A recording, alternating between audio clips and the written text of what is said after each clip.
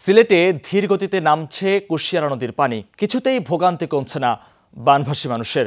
কুশিয়ারা তীরবর্তী 4 উপজেলায় এখনও পানিবন্দী লাখো মানুষ। আশ্রয়কেন্দ্রে খাবার মিললেও ত্রাণ সহায়তা পাচ্ছে না গ্রামে থাকা মানুষেরা।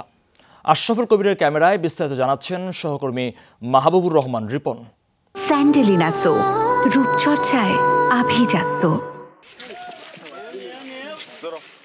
কুশিয়ারা তীরবর্তী উসমানীনগর উপজেলার খসরুপুর গ্রামে এভাবেই ভোগান্তিতে রয়েছে মানুষজন। ঘরে হাঁটু সমান পানি, খাবার নেই রান্নার ব্যবস্থাও। এমন ভোগান্তিতেও সরকারি ত্রাণ না পাওয়ার অভিযোগ। শুকনা খাবার খাইছি আর বহুত কষ্ট আছি আমরা। একবেলা খাই, সরকারি কিছু তো পাই না আমরা। অন্যান্য গ্রামেও একই অবস্থা। নৌকা ভিড়লেই ত্রাণের জন্য হুমড়ি খেয়ে পড়ছেন লোকজন। কেউ আসছেন হাঁটু পানি ডিঙিয়ে, আবার কেউ বুক সমান পানি মারিয়ে আসছেন খাবার নিতে। গরুর ভিতরে উঠে যাইতে আর কি করবো, খুব কষ্ট চলাফেরা করে আমরা।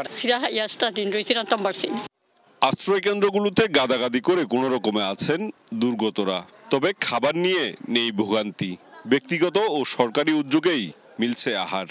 কোমর পানি গরুর মাঝে আমরা চলার মতো কোন কুদরত নাই। চাউল বাদে আকি চিরা বেরেট কলা অত গুলা পাইছে আর কিছু। ত্রাণের অপ্রতুলতার কথা স্বীকার করলেন জনপ্রতিনিধিরাও। 99% মানুষই পানির বন্দি আছে, ঘরের ভিতরে আছে। তারা জায়গা নাই, যে শেল্টারগুলো আছে এটা পর্যাপ্ত না। ত্রাণ পাইছে 200 মানুষে, কিন্তু বুটার সংখ্যা হইল আমার 3200-র মতো বুটার। এখন মনে করেন লোক সংখ্যা কত। সরকারি হিসাবে এখনো জেলায় 8 লাখ মানুষ বন্যা দুর্গত। 310টি আশ্রয় কেন্দ্রে এখনো ভোগান্তিতে 20,000 বানভাসী।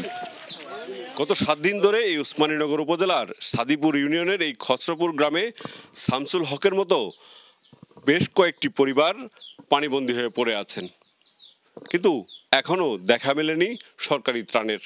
তাদের প্রশ্ন, বিপদে সরকারের সহায়তা না পেলে কখন মিলবে। মাহবুবুর রহমান রিপন, যমুনা নিউজ, উসমানীনগর, সিলেট।